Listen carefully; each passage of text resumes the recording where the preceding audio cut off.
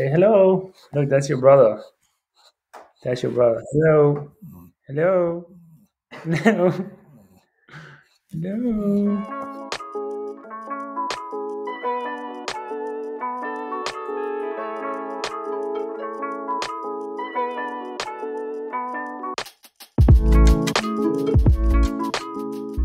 What's up, guys? Welcome to episode 27 of the Coffee Club Pod. We're back again. George and I here in Boulder, whereas Ollie is all the way down under. How you doing, Ollie? Nah, good. Made it home. Actually got into Yeah. the country this time without quarantining, so that's nice. Yeah, that's pretty huge. We got a lot to talk about, but first off, want to give a quick shout out to Neil Carnahan. Is that how you say this last name? I'd say so. And his wife. So Neil, I believe, is a fan, and his wife reached out to us to send us beans, which is so nice. And they sent us like a lot of beans, and they look really pretty. So we're very excited to try them. What's the roaster's name? Caravasset Coffee Company. We're not actually drinking them because of the time change. You can blame Ollie. It's quite late in the day for me and Morg. So we're having a cup of tea and Ollie's holding it down with a coffee. I got a coffee right here. Yeah, but tea for us. But related to coffee announcement, our beans should go on sale again next week, next Saturday. So look out for that. It'll be posted all around our Instagram and stuff. So we'll talk more about that next week. But yeah, next Saturday they should be out again, which is very exciting for us. But let's just roll into it. So you may be able to hear that my voice sounds a little bit different. Wait, George, does your voice sound different? Ollie, do we sound weird? Yeah, you guys do sound weird. You both sound weird. Yeah, so George and I both have COVID right now. For anyone who's wondering, yeah, we're like pretty sick. Well, it's kind of like a weird variety of symptoms we got going on. Pretty much the team has been struck by COVID finally. It's such a random time because it's not like COVID is booming right now or anything, but here in Boulder with our team specifically, like everyone has got it within the last week, and it's just been pretty unavoidable. And super weirdly, coincidentally, George got it at the same time, but in Serbia. Yeah, I'm just making out with Yucca after the race, I guess. So it's pretty Definitely random. worth it.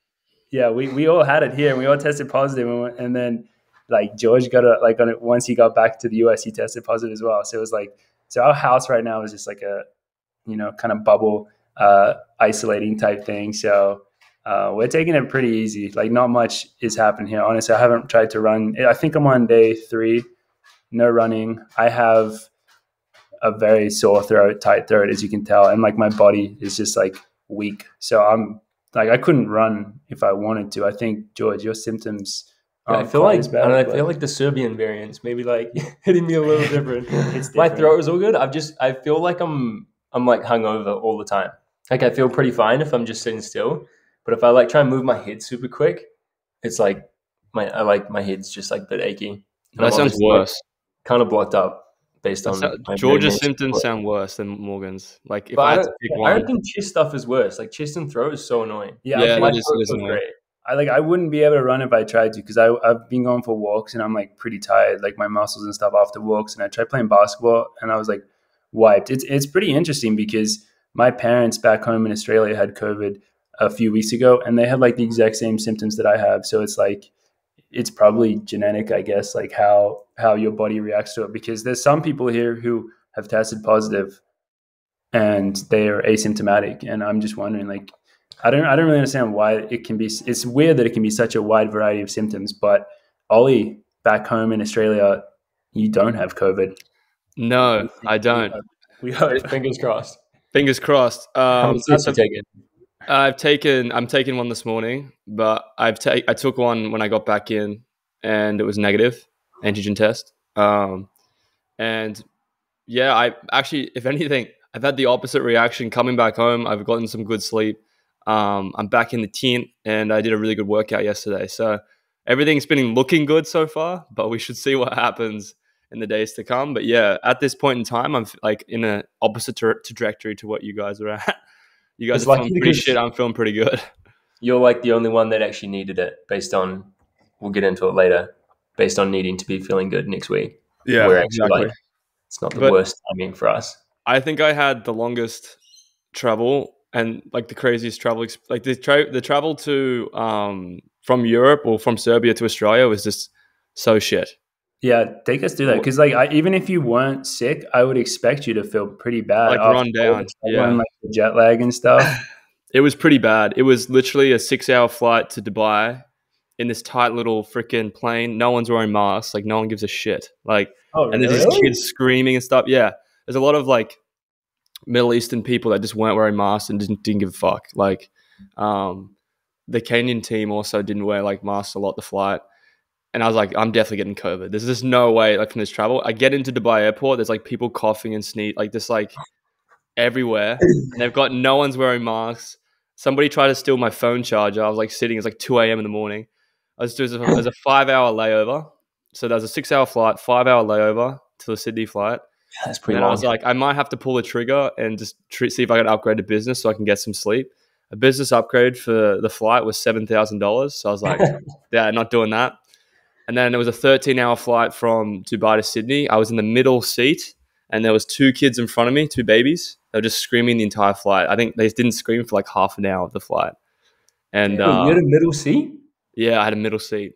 How? AA booked me in the middle seat, and and also there was like the plane itself wasn't that full, but it was still full enough where you couldn't really move around that much to get spare seats because they asked. And a lot of the people that had spare seats next to them just took them and like laid down, and I was just stuck in the middle. It's brutal. I didn't sleep. Yeah, so it was a tough travel, but yeah, no, I'm feeling good. Got back and got rested up, hanging out with the family, with Crispy Hoare and Kate and Greg. Are pretty excited. So yeah, you honestly look and sound really good. And then we were just talking before the show. You got to see my mother yesterday. Yes, that would have been like your first or second day in Australia, and you run into my mom. What are the odds? That was I was expecting. I haven't really seen that many people. And yeah, we went to Centennial Park, which Morgan and I have trained at quite a bit growing up. That was like the place to train in Sydney. It's also very close to where Morgan lives back home in Australia. And I kind of thought, yeah, if I'm going to see Morgan's mum anywhere, it'd be at Centennial Park. And it was pissing down rain. It was like terrible weather. It's been terrible weather here for pretty much the entire summer. They said that they haven't really had much of a summer in Australia.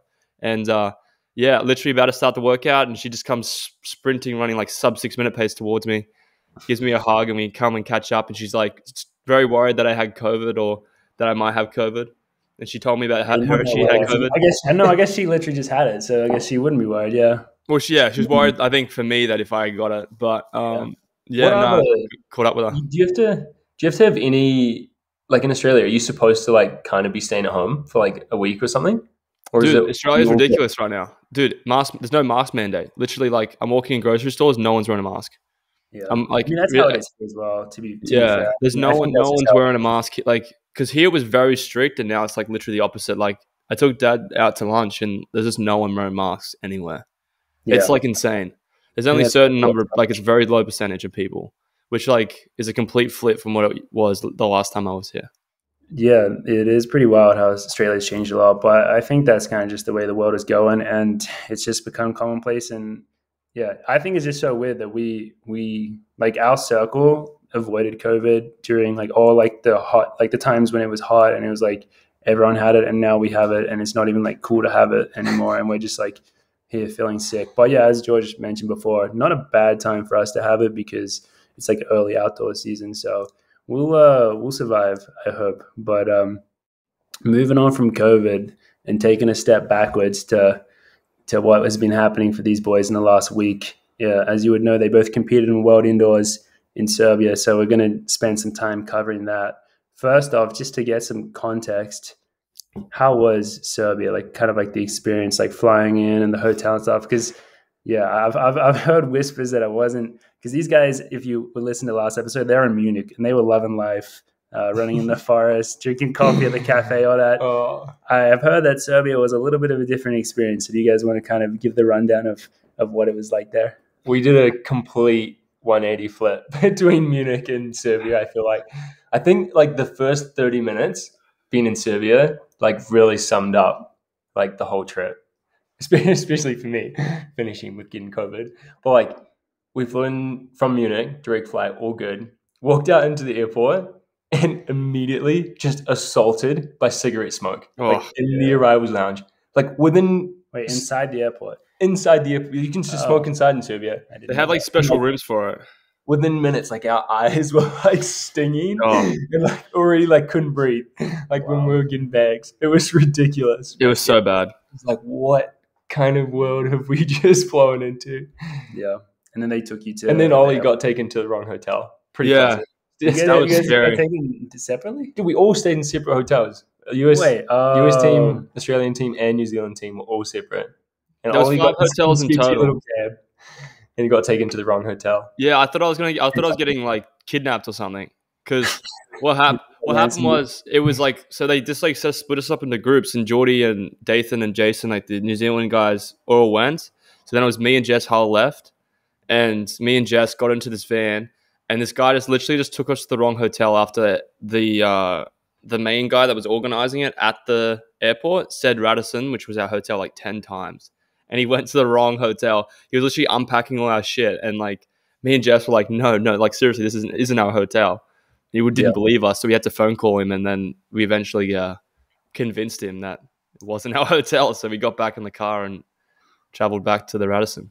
Classic, the US team was at like the giant main hotel, the Crown Plaza. It was like it was like the biggest hotel I've seen in a while. It's pretty massive, yeah.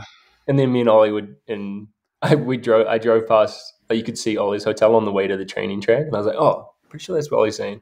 And it looks like mine. It was like tiny and the hotel was super nice though. It was super nice. And so was mine. And there was good food and stuff. So really, the hotel wasn't.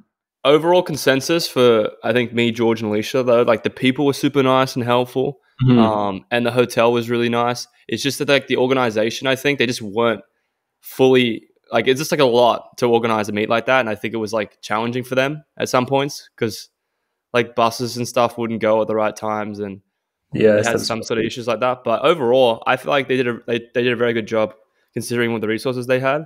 But the infrastructure in Belgrade is something else. Literally, right next to my hotel was a massive old Soviet abandoned building just sitting there. I have a photo of it. And like, I'd open my window. I was staying with Charlie Hunter. And it's just destroyed. Like there's this like a destroyed building next to it. It looks like it's been bombed. It was just like there's so much construction going on. There's this like really nice buildings, and then this like rubble. Like a lot of. It was it was very strange. I would like to know if anyone like actually made an effort to go see Belgrade a little more, because we left within like 12 hours of finishing our event. Like we left. I got up at like 4 a.m. the next morning to leave.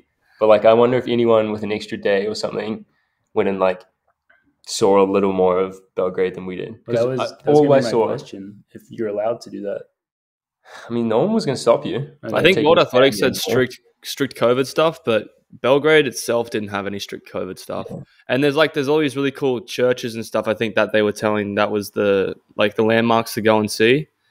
Yeah. But I mean, there was some crazy stuff. I remember. I think. This is when George was doing his pre-meet, I think. We were heading back and there was a football game. Remember this, George? And there's literally just like riot people, like riot gear policemen, hundreds and hundreds of them just lining the streets when we're driving back. It was insane.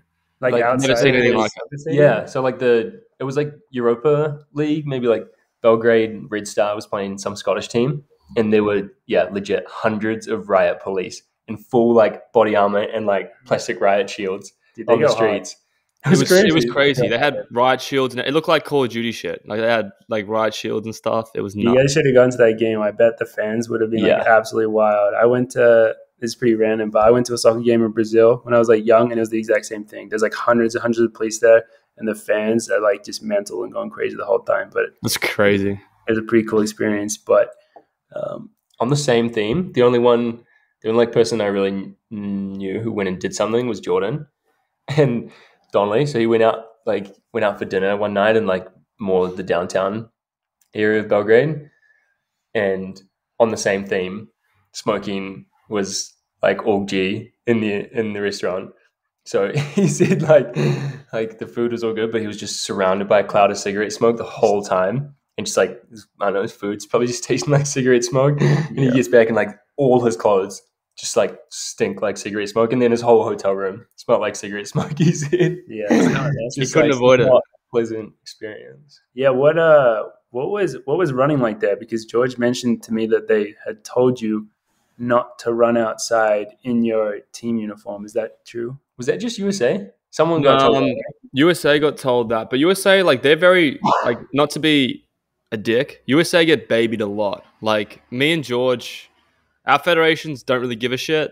Like, you kind of do your own thing. You know what I mean? Like, they don't really, like apparently, like, with USA, they have to, like, they're like required to ask Alicia, like, have you got your bibs on? Let me see. Like, stuff like that. Like, stuff where you're like, this is like, you're at a world championship meet. Ollie, you say that, but after this meet, you've had certain issues with your spikes every time so far. You could probably use someone being employed for that reason.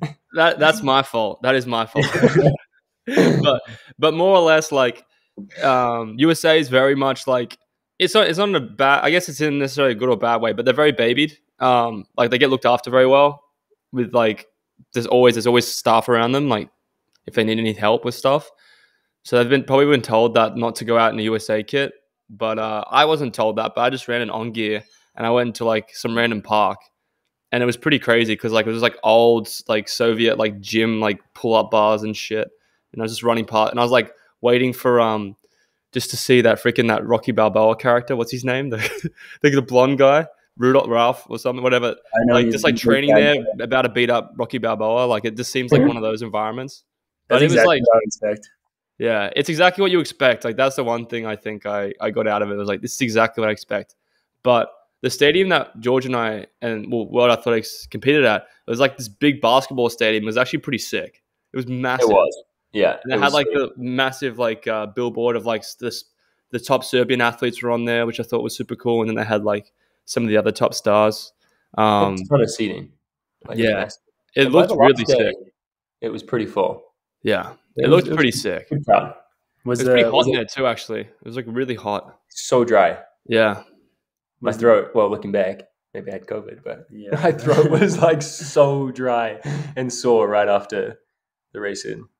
Yeah, classic indoor shit. Was the track itself like pretty good, like a pretty good indoors track? It felt pretty good, but it did. Was like, it's not fast though. Yeah. Like it's probably more of a traditional indoor track where the times probably aren't like as relevant as outdoor. Like I'd say it's faster. Like it's not as fast as outdoor track, but it's a nice track because the 60 meter in the middle though was very quick. Apparently, like Chris Douglas, who was doing the 60 hurdles for Australia, said that the track was really fast, very very bouncy in the middle. So it was fast for 60s, but in general, like I don't think it was a nice track, very well surfaced, but it just wasn't quick. I think. I mean, we're talking about like compared to Boston. Not an issue for a championship, so it's all good. Yeah, no, it was a good track for like a championship race, I think. Yeah. Championship racing. Yeah, that makes sense. Well, I guess we'll get into the racing experiences for both guys. I mean, yeah, World Indoors is pretty crazy. It's for both these guys, it was heats and finals. So George had heats for the 3K, which is, I mean, you're very strong right now, so that's probably like you looked at that as probably like a bit of a good thing. Like, but it is kind of intimidating racing a couple of 3Ks within a couple of days of each other. But we'll go. George raced first. George was on the first day and the third day, right? And Ollie was second and third day. Mm-hmm. So we'll go to George first. How was it kind of like going into that heat? Like, how were you approaching it? And then, I mean, obviously, the result went in your favor. Like you like execute your race plan really well. So was everything kind of like according to plan for the heats?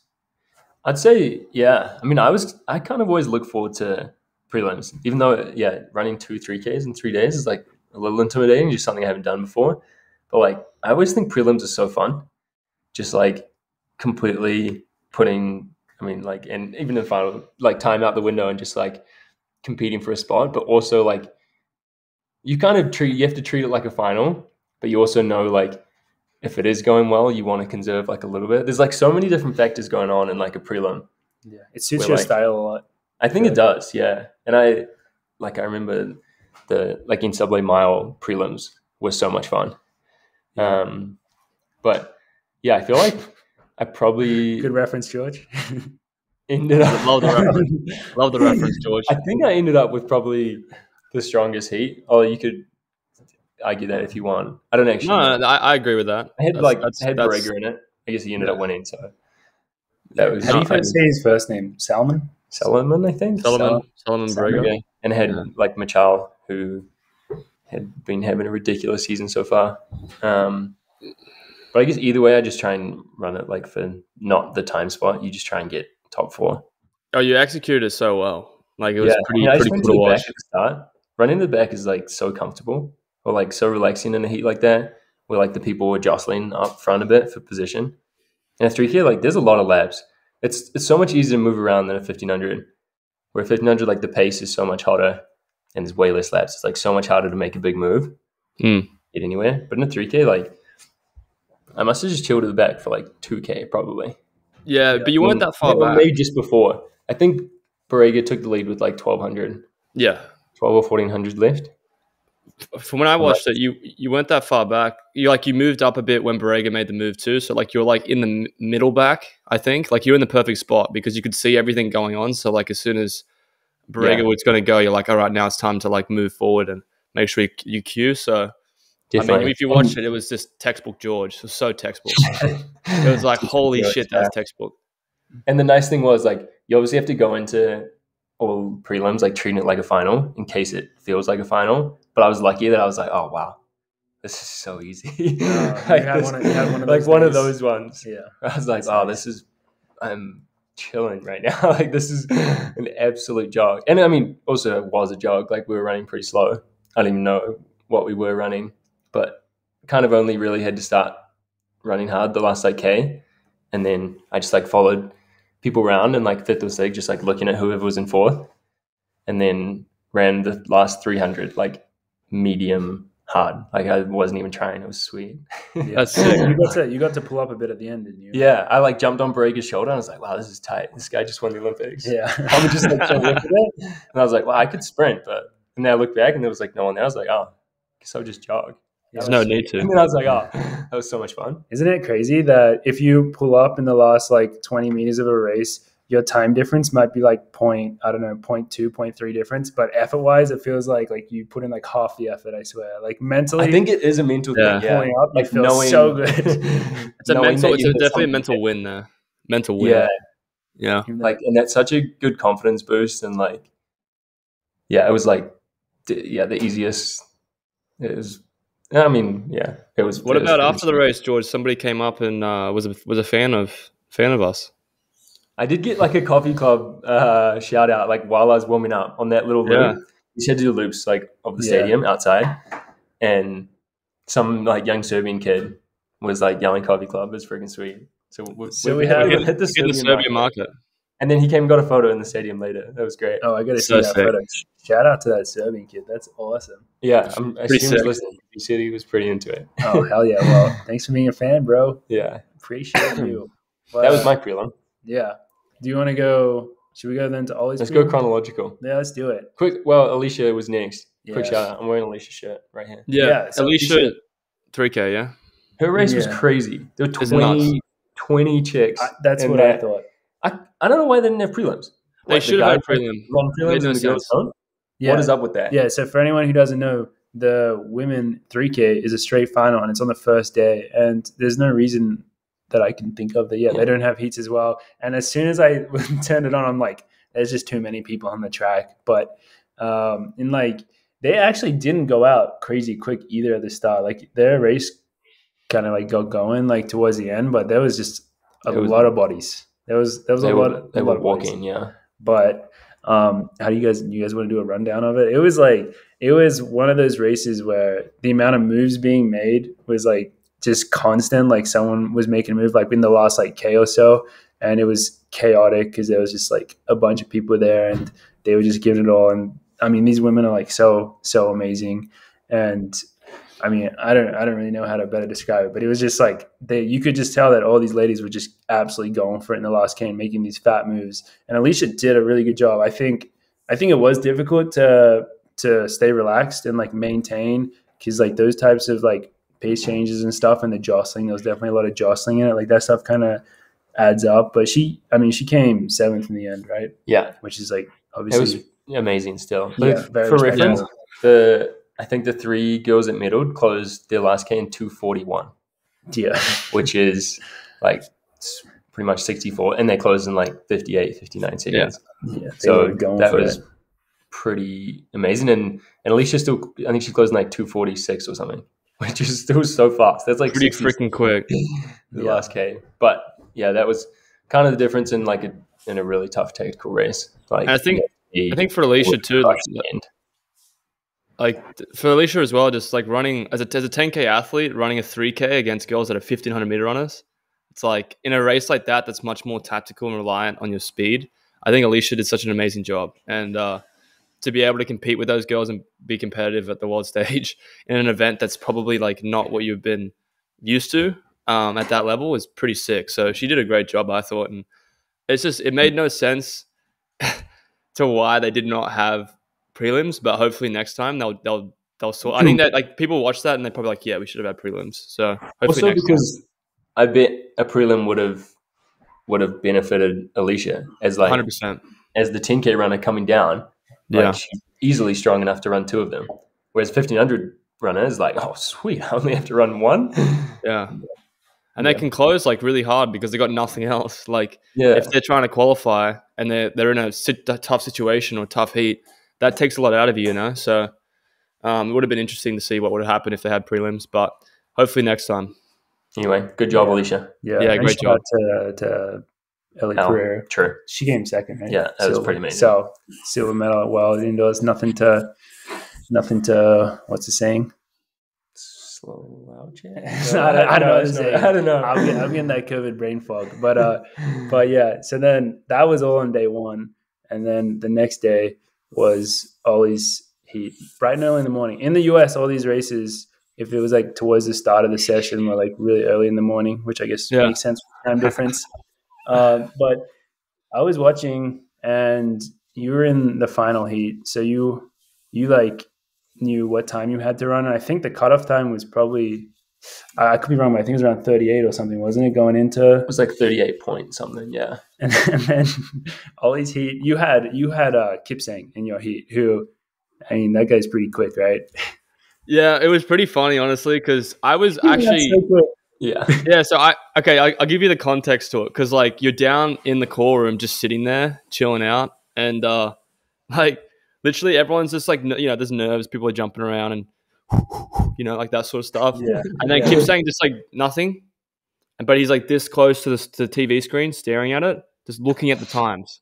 And I looked at this other guy. I was like, dude, this guy's gonna rip, because he's like looking at the times, adamant about what times they were. And I'm pretty sure one of the Serbian volunteers told him that one of the heats was 3:34, which was not right. Yeah. Just throw a little spanner in the works. And what happened was, I was like, okay, he's gonna rip, like knowing this guy from like the Olympic semi-final where he broke the Olympic record running 3:31 in the semi. And I'm like, okay, he's gonna rip. So we get out on the track, and he just drops a 54-second first 400, and I'm like, dude, what are you doing? Like. Yeah, it's like, I was like, okay, it's interesting. So I kind of just went out like pretty hard, but try to make sure that I was like chilling. I think I went through in like 57. And then he just came back though. He slowed down, and then he slowed down even more. And I'm like, dude, we're not even going to like have guys come through. Like, cause you know, usually the 4th heat, usually they push the time so that like a lot of people could qualify. And he just slowed super far down to the point where it was like literally a classic Ollie training rep, where it's really fast at the start, slow down, and then fast at the end. That's what we did in the race. And you felt right at home. So I felt right at home. Yeah, I sat on Kipsang and like just made sure that I could get those, because it was only top 2 that qualified for the final, particularly if you weren't running the time. So I just made sure I was next, like, you know, near him, and yeah, I kind of eased up at the end, and I definitely felt good from that as well. Yeah. What time it was a pretty. I think I ran 38. Yeah. He ran 37. Yeah, that sounds right. I mean, from where I was watching, like I was like, I mean, yeah, you obviously ran it like super well and did it and got in all good. But like, I was like glad that you didn't get right on him, because I was like, this is so unnecessary. Yeah, like, dude, just chill. And you like spotted him like a good amount of distance, just like leading the next pack, because like there was no way he was gonna just keep that up. Nah. And then it was pretty funny though. I was like, I knew it was gonna happen, but I didn't think it was gonna be like a 54. You know, I thought it might be like a 57 or 56. But he just took did a off. classic Ollie off the line. He did, yeah. Everyone knows that how Ollie loves to get to the front off the line. Ollie was just like, I saw like your first couple of steps, you were like maybe a hair behind where you normally are, and you almost got really aggressive with the people around you. Like you almost started throwing hands to get to the front. I was like, Ollie, you don't have to be at the front just yet. And then you like relaxed for a second and then just like went around people.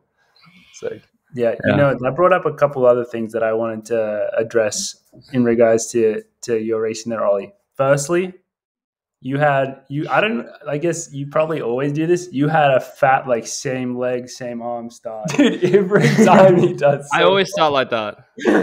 Why do people do that? I don't know. I've done that since I started running. That's how the way I've started, and I just haven't changed it. I don't know why, but like in the race, like on the start line, it was so pronounced for whatever reason. Like it was just I don't know. It's like, and a lot of people do it. Obviously, it's like, I guess if it's just what feels right. Like, do you do it all the time? Like when you start a rep, if you started a rep like standing, you would do it as well? Probably, yeah. I mean, like I don't think about it. So like I'm guessing I've been doing it since I've started running, and it's pretty stupid, but I mean it still works. So it is. Yeah. And the other thing I wanted to address is the speed suit. Yeah. Dude, it looked cool. It did look cool. A little spacey in a couple of regions. One of the regions being around the arms, which, I mean, it's made to fit some guys with pretty big arms, like Rowan Browning's arms, like fits his arms pretty well, but he's a sprinter. He's got big arms. Also a little bit baggy in the penis region.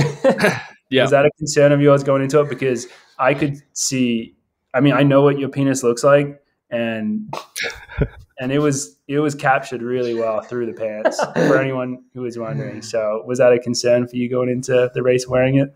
No, like the issue was Athletics Australia didn't pack any tights for me, racing tights. So I was going to wear the racing top and the half tights, and they didn't have that for me, which kind of blowed. But they had a speed suit, and there was a small and a medium, and I put the small on, and it was just way too tight around the chest area. Everywhere else was sweet, like my legs, like the groin area and the arms was sweet. But the chest area is way too tight, so I had to wear the mediums. And I didn't want to wear splitties.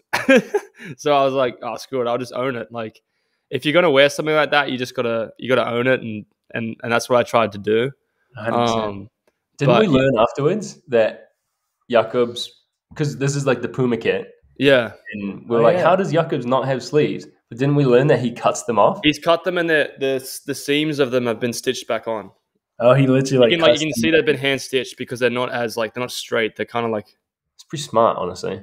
Yeah, but I think he's had that. He raced in that at the like it's the same speed suit that he's raced in probably a long time. His older brother has been wearing the speed suit since like the very first time I saw him race, which I feel like was like 2012 or like 2012 Olympics or something. Yeah, like Henrik, like they've been wearing the exact same speed suit for so long now. So I guess they've got it down. They know how to that you got to do the custom sizing, I guess, to get it to fit. But no, it was overall looked pretty sick. It was just, and like, I don't know, I don't think anyone minds like seeing a bit of dong like on their TV screen like when you're racing. So it was pretty cool.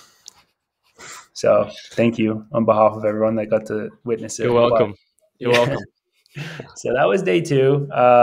Coffee Club 2 for 2 finals. Yeah, making it through. I'm trying to think of what else happened day 2. There was a very exciting high jump competition going on right at your race. But you had to wait a long time to start, didn't you, because of the high jump? 10 minutes. Ritz was pissed off. He was so angry about that. Yeah, well, it was actually very cool because Aussie girl, Eleanor Patterson, got the silver medal, which was pretty sick. It was amazing. It was amazing. But the girl that won was the Ukrainian girl, so the crowd was going nuts, and it was pretty sick to see her win that like event. Yeah, that was hashtag good for the sport. That was hashtag very good for the sport. It was really cool to see the crowd get behind her, and everyone was just like, it was very, very like it was a cool moment to be like in the area for. It was not a great moment though for me being on the line waiting 10 minutes to race a prelim. That wasn't great, but I felt bad for you. Definitely makes sense. Like that's like the attention was like being drawn to that event going down because there was like a showdown between the two. So That was pretty sick to be like there, other than being like waiting for a race. But yeah.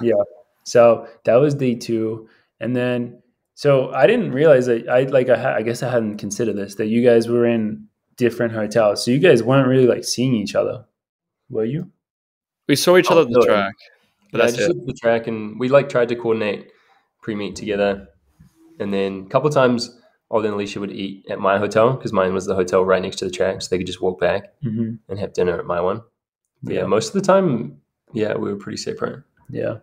So yeah, that kind of sucks. It's weird. It's weird that like you spend all this time with your teammates, like us, like we literally live together, like do everything together, and then you go to the world champs and you're like just room with someone who, like George, you literally met. Was this the first time you met your roommate, Hamish? No, I'd met him really briefly at home, but basically, yeah.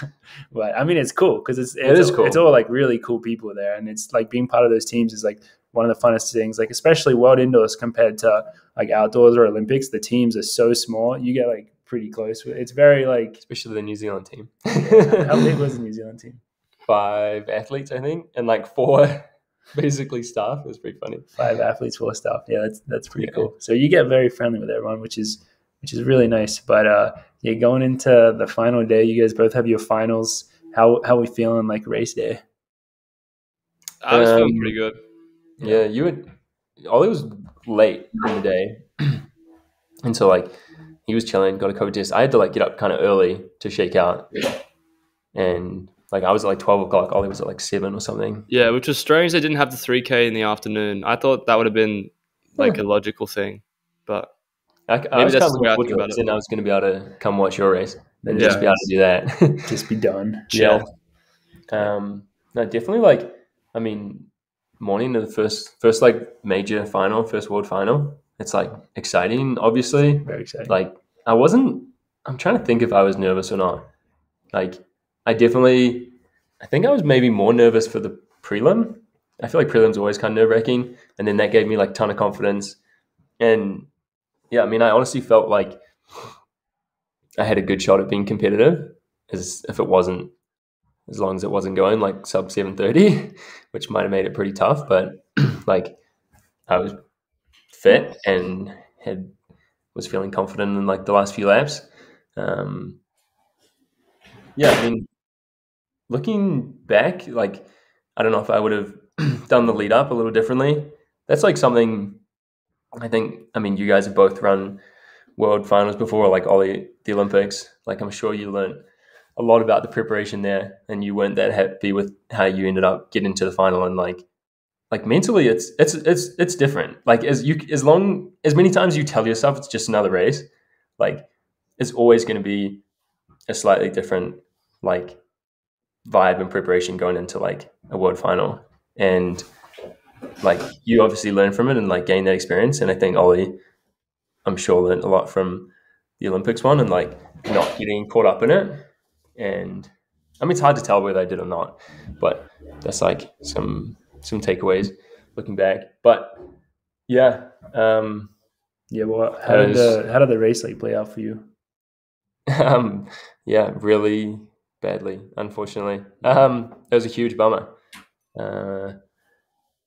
And more so like because I had, I mean, not that it like, I mean, I had high hopes and like big expectations, and I knew that if it was a race, like basically anywhere over 7:40, probably even under, like I've shown like in Millers, I closed in 25 to run 7:39. I was like, if I'm anywhere close to the front and it's not going 7:30, like there are very few people that I can't beat at the front.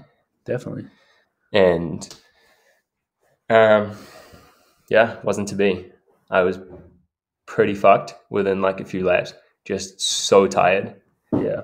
And I mean, you know, you could look at like a million reasons why. And, you know, if it's just like not fit enough to run 2-3Ks, like maybe like the mental stress, like is obviously like your body doesn't know the difference between being tired from running or being tired from building this thing up. And like, yeah, I mean, I'm not going to like make any excuses about it. Like those guys at the front of Olympic champs and got it done. Yeah. But interestingly, like maybe the top like 6 or 7 guys all have like they're almost mostly like 10K runners. Yeah. Which is pretty interesting. Strength. That is. Wait, how many? I'm not trying to say this is exactly what. How many days later did you test positive for COVID? I wonder if you had COVID yet. I mean, just one. Yeah, the next day. So that could obviously also be as you said, like it's hard to say. I mean, I think I definitely had COVID that day. Like if I took a PCR test instead of the antigen test to leave the country, I think for sure I was staying in Serbia for the mandatory week quarantine. Yeah. Like there's no way I didn't have it. Yeah. But I mean, I didn't feel like, I didn't know what it felt like. Yeah. Yeah. Yeah. I mean, yeah, it sucked. I wanted to like compete for a medal and ended up like, I don't even know, just not even close to being able to feel like I could run that. And I was just like pretty angry afterwards.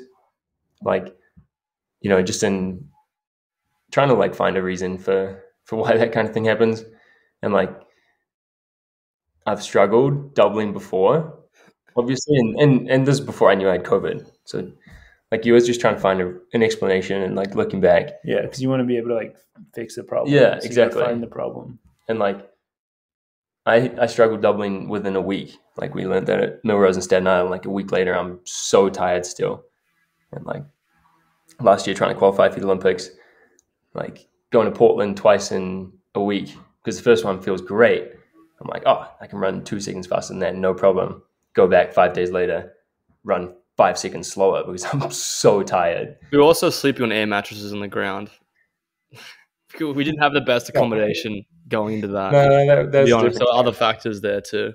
I mean, yeah, there's a million factors you come up with. Yeah. Well, I mean, that's a valuable takeaway though. And like obviously recovery for me is like the hardest thing the thing I struggle with the most in running. Like I have to take 2 days off a week. That's how much I can't recover from running. Yeah. So like I think I like running hard takes a lot out of me, even when it feels easy. Like I'm always just I gotta find ways to recover faster. Yeah. No, it's like honestly it's a very valid takeaway. Like and something that definitely like going forwards you can think about more like how to change your training so that doubling you can just do better, because that does make sense. Obviously sucks to find that out again at like World Indoors, but I mean, and I don't want it to be like a straight final like Alicia. Yeah, like maybe that'd be a lot easier, but I want to run the prelim. Like the prelim's sweet, prelim's fun. There should be a prelim. Yeah, I just want to be able to do it. Yeah, as opposed to change that. Yeah, and for sure there's like I don't know. I was talking to Ritz about it afterwards. Like he thought I seemed a little more worked up than usual before the race. And like maybe I was. Like I was pretty excited about it, and I also couldn't run. Like I didn't shake out either race because like I had a pretty fucked up foot, and so I was probably like a little stressed about that. And yeah, I think going like now I've got one world final under me, and Ollie came through so much better in his second one. I'm like comparing it to, came up this funny analogy for like gaining experience, but like that kind of thing puts so much stress on your body. It's like, actually Jason said this, like, when you go into like a haunted house, or like a scary, like a scary maze or something, and like someone jumps out at you like right at the start. It's like the scariest thing ever. Yeah. And like freaks you out. Yeah. And then like you go to like the next person that jumps out, and it's like pretty scary still, and it's like super stressful. Yeah. And then like a couple of people on, like, the fourth or fifth guy to jump out at you with a chainsaw. It's like, bro, is that chainsaw even real? Yeah. What is that thing? Yeah, that's a really good analogy. And it's like, you don't even actually have to do anything different. Your body is just like now recognizes that stressful event and just reacts differently to it. And it's not such a big and stressful thing anymore.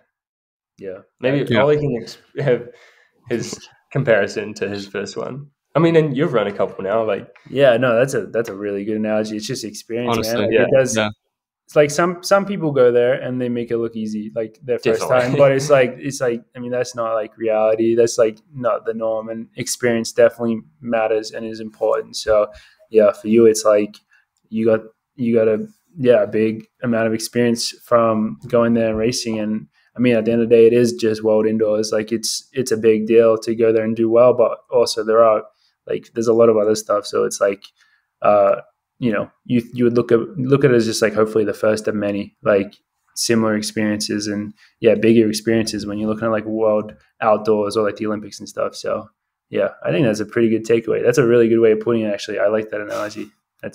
Me too.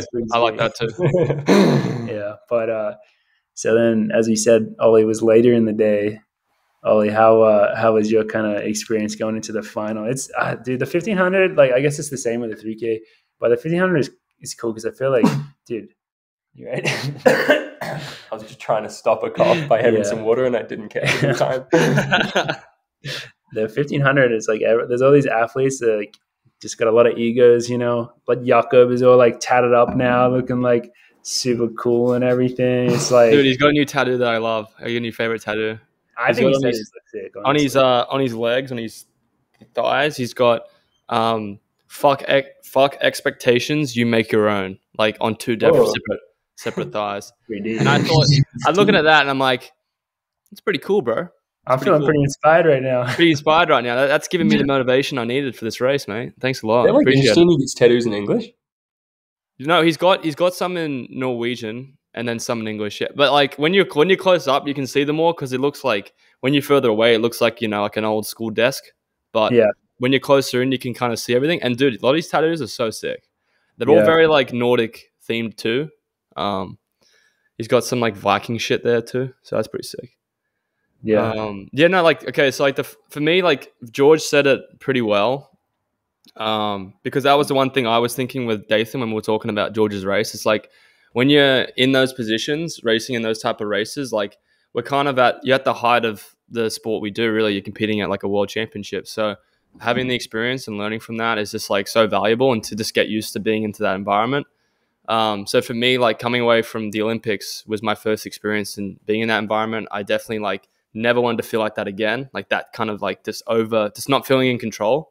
And going into Worlds, I felt very, very good, very confident, relaxed. And I think that was the one thing, is just confidence. Like I knew how to handle it. I'd been through it before. So going into the race, I was very confident and very relaxed. And I also just thought like, no matter what happens, I have to like come away with it to be like positive, like proud of myself in some way. Like even if like I got completely roasted, but I ran as hard as I could and like executed the race that I wanted to execute, I wanted to be proud of it. So that was like also the mindset I had going in. And I didn't know where it would go quick, but I knew like at least Tefera or Jakob would take it at some point, because I just knew that like, particularly with an indoor race in 1500, once it's out in a very hot pace, like it's almost impossible to pass, particularly at a world like level like that with the amount of class in that field. So I was trying to make sure I would respond to that. And if I was in that top 3 bracket, that I could medal.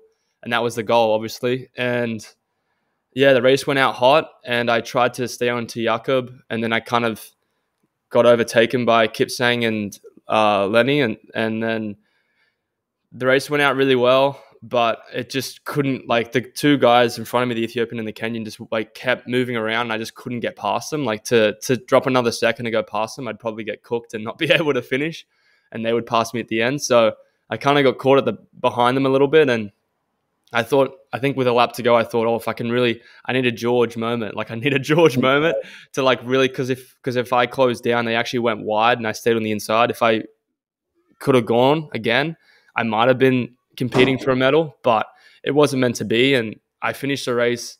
I was actually pretty angry really? and disappointed, because I went from, the Olympics, I was, near the back, to being very close to a medal, but not yet. I just thought that like, oh shit, like I was so close. And that kind of mentality initially, I was kind of pissed off.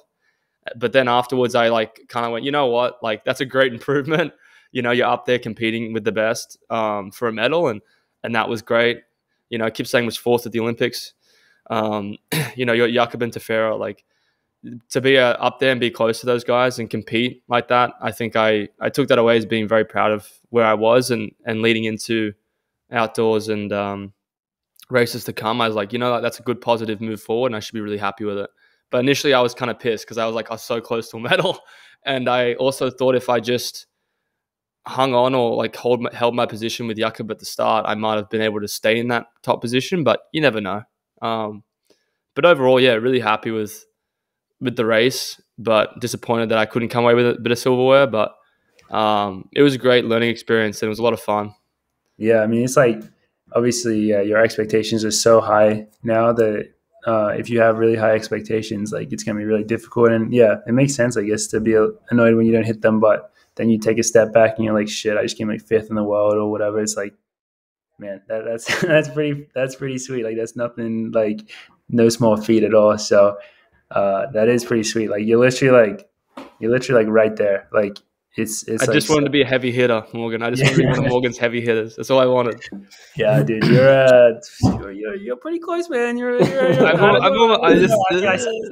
I was top 4, maybe. But yeah, maybe we'll check in next time. But I don't know. It was I was watching the race. I was very excited for you. I thought you looked amazing, honestly. Like even I felt really good. 400 to go, I thought you looked like very like, especially in your face and just everything. Like looked very like composed and just like you were like running your race. And I mean, those guys were just like getting after it. Like it was a pretty intense race. Like they were not mucking about. And mucking about. No, Jakob is like Olympic champion, world record holder indoors now.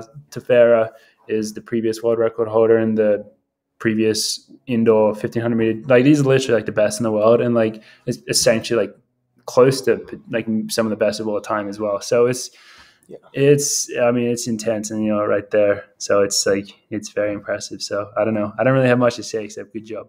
Yeah. I did fail. Watching that, like I thought you ran that race like pretty much like 99% spot on. Like you were in such a good position. If any single one of those guys like faltered or like didn't have their best day, but like you just happened to be in a race where those 4 guys were just like all on, and like not one of them really had a misstep. Yeah, they were on. They were definitely on. Like shit, that was such a good field. It was. Yeah. I don't know why I was like so nervous and and excited. I was crying watching the race. At the end, George like, I was on the rail, like we just like went down to the rail, and I was like yelling, and like I was literally crying. It was crazy. I had like mad goosebumps. It was like the weirdest watching experience. Like I was like, and it was like a lot of emotions from my race that I hadn't processed as well, probably because I was just like, oh, I'm just gonna like get ready to watch Ollie's race. Like didn't even think about it till then, and I was just like yelling so hard that I was like super emotional. It was weird. It was pretty. I was so proud of you.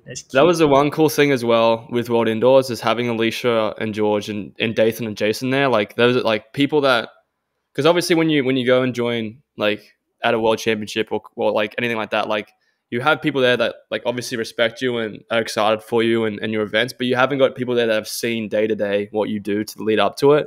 So the emotional investment that you get out of watching George and Alicia race, having Dathan there, having Jace, like, because they've seen everything you've done. So like when a result comes through and you're there and you're a part of it at such a big world stage, it's just very rewarding because every day you've seen them work really hard to get to where they are. And to be able to be a part of that and be there and like support them as well, like is a pretty cool feeling. So having like a good chunk of the team there was really sick. I did fail though because I said I was going to ask Jakob to be on the pod and I didn't ask him because I didn't see him. Well, because he got second, I didn't want to piss him off. You didn't catch COVID though. Yeah, that's true. But I didn't want to piss him off too because he got second. I was like, I don't want to piss him off. I'm gonna go. Yeah, he was. Did you guys see his post race interview? That's pretty funny. Yeah, well, it's hard to tell if he was mad or it's just like the way he is. Because the interviewer asked him if you could go back and race that race differently, would you? And his reply was, well, if I had known that I would race like shit, then if I would have been shit, then yeah, I would have. That's like what he said. He's like, if I had known I would have been shit, yeah, I would have done something different. Because he was like, it's pretty funny. It's pretty awesome. And then he found out, I guess, like a day later that he had COVID. So Jakob racing with COVID and having his worst race is silver. Yeah, that's pretty crazy. Can't relate. Can't relate. I don't know, mate. Yeah. But that does kind of lead on to one of our Q&As today. We could just run that real quick. Yeah. Which was about Jakob, and it was if Jakob racing with COVID and then being glorified for it is hashtag good for the sport or not good for the sport, which we were talking before, and we haven't really seen the glorification of him for that. But then again, we wouldn't really see it because we don't really like follow like a lot of stuff that would be doing that. Like, I don't know where you glorify someone, what forums you have to go on, but I don't know. Is it good for this? I mean, I think like there's no way he knew he had COVID, so I think it's negligible. Honestly, looking at him, because I was like when I was in the core room, he had a mask on all the time. Like we all wore masks until we like literally went out onto the track. He didn't look any different. He didn't look stressed. You know, well, he's not going to be stressed, but he didn't look like there was any symptoms that like no coughing, no sneezing, no nothing. He looked pretty normal. Like, so there was nothing. He was probably asymptomatic. He could be, but I think if he is being glorified, then that's probably. I think if he's glorified for it, like it's just the wrong way to look at it. In the sense of like, if you go and compete, say if you had any like, I'm not saying COVID's nothing, but if you had like a cold or an illness and you raced and you didn't race as well as you should have, but then they glorify you because you were sick, like it's a bit weird. The situation happened, he got COVID and he still finished silver. It's pretty fucking good. But yeah, I guess I do understand it from that perspective though, because like I guess he's not like he knew he had COVID, otherwise he wouldn't have been competing. And then it's like, I guess if they're glorifying him through like the mindset of like, wow, this guy had COVID and he still got silver. Still got silver, yeah. That is very impressive. It's just impressive. And it's not like he was saying that. He didn't like post like in that story like, look guys, I got COVID. And like I could have won. He didn't say that. He was just announcing the facts. Like it was just a fact that he had COVID. Yeah. And I think he probably realizes too, I don't think his ego needs to be like fueled anymore, like he's Olympic champ. So I think for him, he's just looking at it going, okay, like I got COVID. I don't think he was thinking, oh, that's why he raced bad. I think he might have raced shit because of tactics. I feel like he might be thinking that. Don't you think? I don't know. I think tactic-wise, maybe he might be. Because he was saying like, I don't know why I felt like shit, and then he tested positive for COVID a day later. So I think that's true. I think he is kind of saying like, well, this is a potential big reason why I didn't win. Like I do legitimately think like when I saw it, that's kind of, and I don't mean that in a negative way at all. I think it's just a way of like, okay, this is what happened to me. Like, because you know the way like Jakob and his brothers operate is very not like robotic, but they're the type of guys who like he can go out and run 3:30. Like, you know, he can like do that kind of, and like they're kind of like metronomes like that. Like I said that before, and so I think he was kind of like, well, I like based on my training and my calculations, like I feel like I should have been able to go out and run at the front and hit these certain splits and win the race. And then he wasn't able to do that. So I think he was kind of like why was I off today? And then I think that was potentially his answer. Yeah. I don't know. That's kind of how I interpreted it. But yeah, he's still pretty good at running though, I guess. So yeah. He's still pretty good. Yeah, but yeah, going back to you all again, like, yeah, you had an amazing performance, so it's got to be pretty sick. And now you're back home, leading right into the national championships. I guess I should say, is there anything else from Serbia that we want to cover before we move on? The beer was all right. Yeah, George and I had some Serbian beers at the end. It was actually not too bad. It was very like lager type of beer, right? It was very like good cold. Very good when it's like really cold. Hit the spot. It's good to see them, and yeah, nothing else really coming from Serbia other than that. Yeah, it was cool being a part of like the national team for the first time. Put on the black singlet the first time. Yeah. Got to like hang out with Tom Walsh a bunch in the weekend, which is pretty cool to hang out with that guy. It was like one of the best to do it. Around the block a few times. I don't know how many medals he's got. Oh, dude, he's one of the best. He's probably one of the most decorated track and field athletes, man. And he's like just so chill during those competitions. It's freaking sweet. Yeah. Being a thrower seems pretty fun. I don't know. Most throwers I meet are like really cool guys, honestly. They're super cool. So it was pretty funny though. Jason was working on me and Jason had his New Zealand stuff on. And Tom Walsh just literally just rocks in and goes, "Why are you working on that fucking Australian?" Yeah. So to give some context, we talk about Jason a bunch. That's our chiropractor, and he's like based here in the US. But because of his affiliation with us, George was able to get him to be like what was his official position? He was the New Zealand team. Like, I think his accreditation said like team medical or something. So so he got to go, which was cool, and he got to. And Jason is a huge nerd for like anything like biomechanics, high performance. Like he obviously applies it to us, and it's like amazing to see. But for him to be there and be able to like work with like a bunch of like throwers, like different types of power athletes, like that would be like he's like he was loving it. He was like watching like Tom's warm up and like taking notes and shit. Like, oh my god! Welcome to the show. Jose, Ollie, can you introduce who that is? So this is Jose in Australia. Jose Hoare. For anyone who's not watching, Ollie's brought on the is it a blue tongue lizard or bearded dragon? Bearded dragon. I got the hat for it. Like, I got my hat on and I'm just That's the most Australian thing I've ever seen. Yeah. Like this combo. Yeah. Say hello, give a kiss. Little kissy. Little kiss. There we go. All right. He's actually not having a great time because it's really cold here. So. Oh, that isn't good. Yeah, but he just wants to say congrats and sorry you guys have COVID. Thanks, sorry. Jose. Hope you feel better. All right. And he is named after Carlos. He is named after Carlos. First name is Jose. He would love it in Arizona, this bloke. Yeah, he would fit in real well in Arizona. So, yeah, I guess that is a nice segue into more Australian talk. So, yeah, you have nationals. What days exactly are you competing? Wednesday's the heats, and then Friday. So Wednesday in Australia is the heat. Friday's the final, which I think is Thursday, Saturday. If that's correct, or it's Tuesday. Other way. So Tuesday, Thursday. Will come out in between races. Tuesday, Thursday. But we cover that. Heat and final. There's 50 lads in the entries for 1500. So that's one of the biggest they've had. I don't think Stewie's actually unfortunately not been well. I think he's, from what Nick Badeau said, who's his coach and agent, that he's been sick. Like he had COVID and then he tried to get the booster to come to Serbia because you needed the booster. And he was training through it. And I think he's had some sort of just not good reaction to it. Like he's been sick. To the booster or to just doing the booster and then training through it, I think, through COVID or something. He's not been well. I don't know the full story of it, but he ran at a Box Hill 3K and didn't feel too great. So hopefully he's doing okay. I think he's been working out and stuff, but Bitters said he might not race the 1500 because of it. Interesting. Which makes sense if he's not 100%. There's no point to make yourself feel worse or to push something when you need to recover. So hope it feels better. But Jai Edwards, who won it last year, is in it. Rambo's in it. Rainbow. But there's a lot of good guys in it, so it should be a good meet. It'll be exciting. Yeah. My first ever national champs, so see how it goes.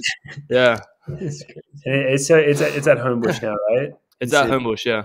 So it's gonna be so weird, after all your experiences and all that you've achieved, coming back to for context, this is the track that our state championships were at, when we were young kids. We've been racing at the same track for forever. So that's going to be really cool going back there. Damn, it's going to be high. And yeah, there is a lot of good Australians and a lot of really good young Australians. So I'm sure the racing will be pretty sick. But I don't know if there's much to preview with it, but we hope Ollie goes and gets a freaking national title. That'd be pretty cool. See how it goes, but it'll be fun. I'm excited for it. Particularly, my parents haven't seen me compete in person. Well, I don't think any of our parents have seen us compete in person for a very long time. So this will be nice for them to come and watch me race. Yeah. Yeah, and if you win, you're automatically selected, correct? Yeah. That's the end game. Worlds and Com Games, I think. I think both. Yeah. Nice. I think it helps for both. Yeah. And so that would be freaking awesome. I mean, that's why you're back there. That's why you're competing in it. So yeah, good luck, I guess. I don't know. Yeah, thank you. What else to say about it? But it should be fun. It should be fun. I mean, we'll see how it all goes down. But it'll be a good experience, I think, to be able to finally compete at a national champs. So yeah. I mean, that's kind of we've kind of covered everything. I don't know. What other Australian thing that you can update us on? What's the most Australian thing you're gonna do in Australia? Well, I was gonna go to a Swans game, which was tonight, but might not go just because I don't want to like get tired or overdo it. Fair enough. So, but yeah, like the most Australian thing was last night we watched Cronulla play the Dragons. I fell asleep during it, but I think Cronulla was looking good. Let me check the results. That's Ollie's rugby league team. It's the Cronulla Sharks.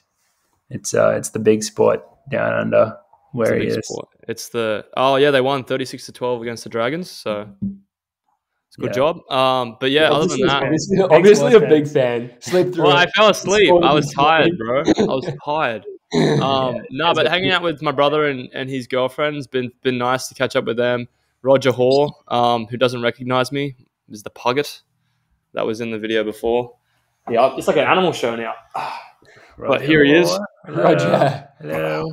For anyone who's listening, Roger Hoare, Ollie's pug, is now on camera as well, and he's very cute. And he got to meet Gus, his brother, for the first time today. He did. But no, everything's been good. We'll probably just chill out and enjoy being at home. The weather's been terrible, and it will continue to be terrible. It's just going to rain every day. Yeah. I hope that changes for you. Yeah, but it's nice to be home, and hopefully good national champs. The most Australian thing I'll do is I'm going to have a meat pie, George.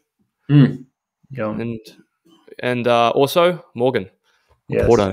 A Porto. I miss a Porto. A Porto is my favorite fast food, and there's no equivalent here in the US. They just don't care about good chicken burgers. Like, I don't know why, but it's like that's my favorite thing ever. So I'm very jealous. Make sure I'm going to take a photo and send it to you guys. But I'm going to get some Porto later on. But yeah, no, it's going to be great being back here. I'm excited to come home, obviously, and see you guys and Gus. But when you guys don't have COVID, I'll be back. So. Yeah, well, we miss you, bro. Yeah, and your mom did message me as well and said that we might catch up for a dinner. So maybe my family and your family will catch up for dinner, and I'll see the kiddies at your house. Say hello to them for me. But, we'll do. I think on that note, that's episode 27 from the boys. Thank you very much for listening. We'll see you guys next time. See you next time, guys.